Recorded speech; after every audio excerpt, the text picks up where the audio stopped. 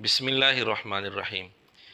Engineer Mohammad Ali Mirza जहलमी से एक सवाल किया गया कि जिस आदमी का नाम अब्दुर्रहमान हो उसको रहमान कहा जा सकता है या नहीं।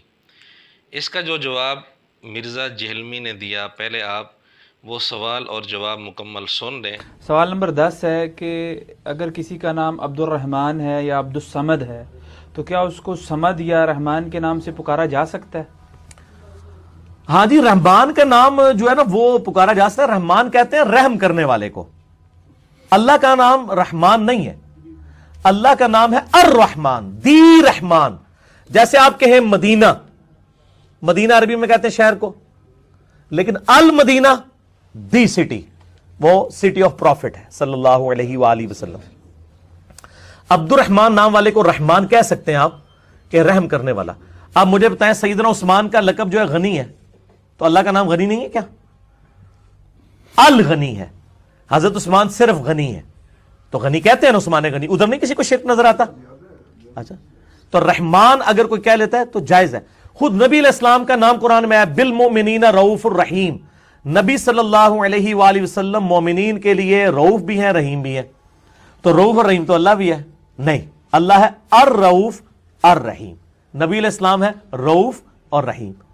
तो आप इस तरीके से बोल सकते हैं। मिर्ज़ा जहलमी ने अपनी इस गुफ्तगू में एक नज़रिया दिया कि रहमान, रहीम, गनी, रऊफ़, इन चार अल्फाज के बारे में मिर्ज़ा जहलमी ने ये बात की कि ये अल्लाह ताला के लिए इस्तेमाल होंगे तो अलिफ लाम के साथ इस्तेमाल होंगे। अर्रहमान, अर्रहीम, अलगनी और अर्रऊफ़, यानी ये चार अल्फाज अल्लाह ताला के लिए अलिफ लाम के साथ ही इस्तेमाल हो सकते हैं, और अल्लाह के अलावा किसी और के लिए इस्तेमाल करना हो तो बग़ैर अलिफ लाम के इनको इस्तेमाल किया जाएगा। मिर्ज़ा जहलमी ने ये जो फ़र्क बयान किया है बिल्कुल बेबुनियाद और बातिल है।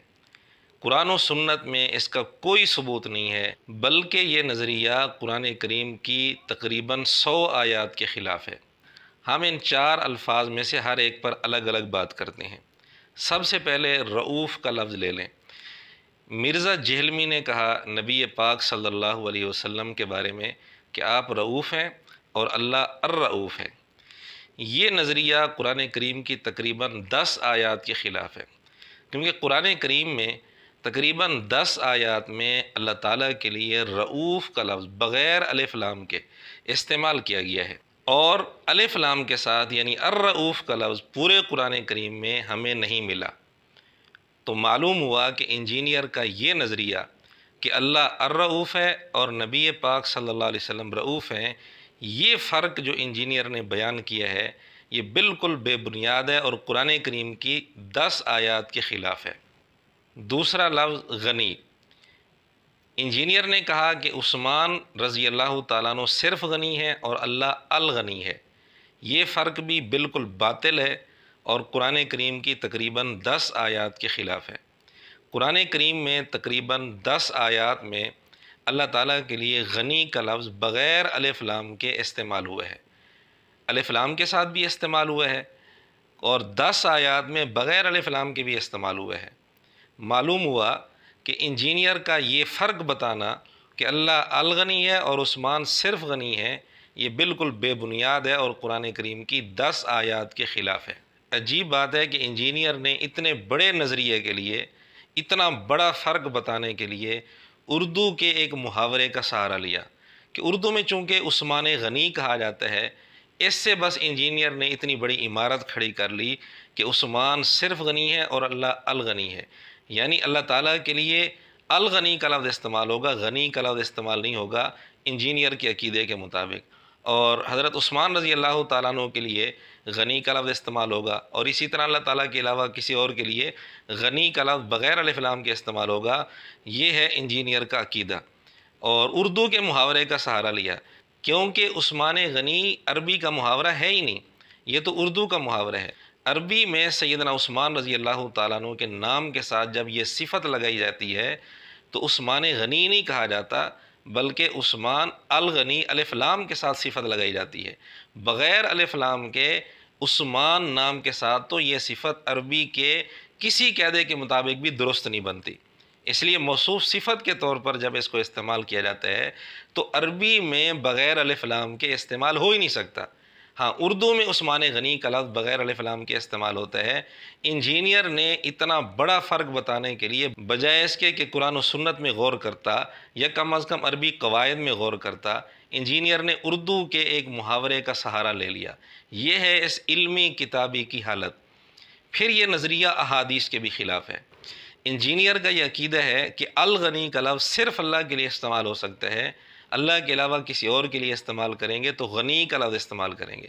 یہ نظریہ جس طرح قرآن کریم کی 10 آیات کے خلاف ہے، اسی طرح بہت ساری احادیث کے بھی خلاف ہے۔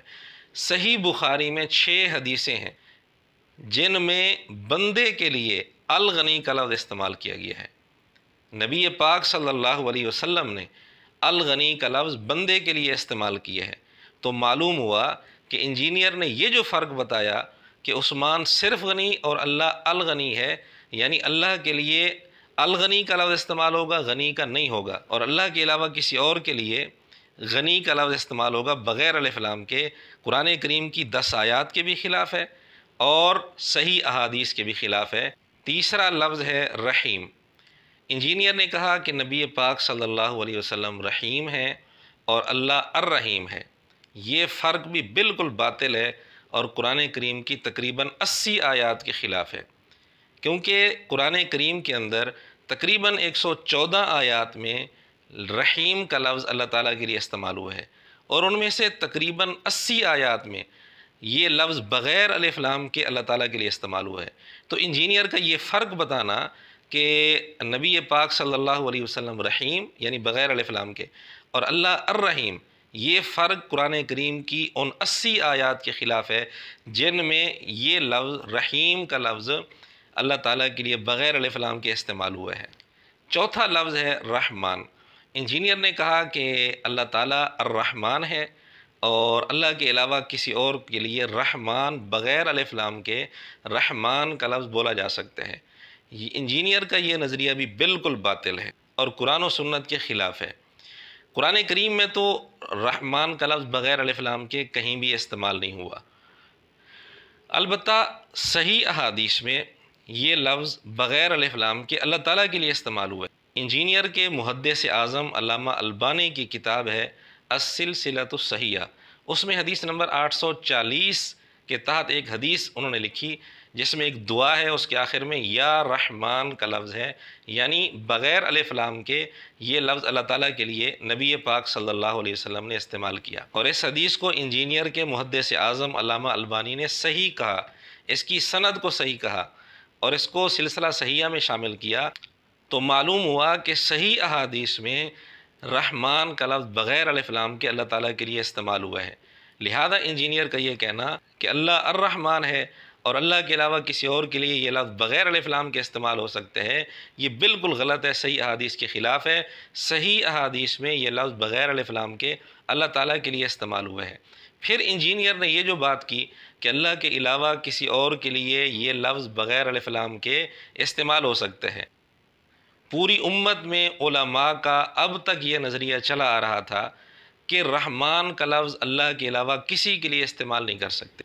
آپ تفسیر کی کتابیں اٹھائیں، تفسیر سالبی، تفسیر نیسابوری اور اسی طرح مختلف تفاسیر ہیں جن میں یہ بات شروع میں بسم اللہ الرحمن الرحیم کی تفسیر کے تحت لکھی ہوئی ہے کہ رحمان یہ نام اللہ تعالیٰ کے ساتھ خاص ہے، البتہ رحیم وہ اللہ کے علاوہ کسی کے لیے بولا جا سکتا ہے۔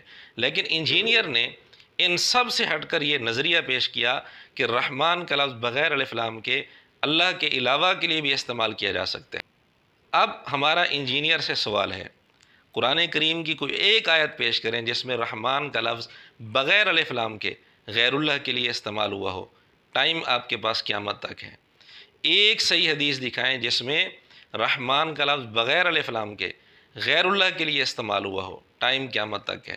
کسی ایک صحابی سے ثابت کریں جس نے یہ رحمان کا لفظ بغیر الف لام کے غیر اللہ کے لیے استعمال ہوا ہو، ٹائم قیامت تک ہے۔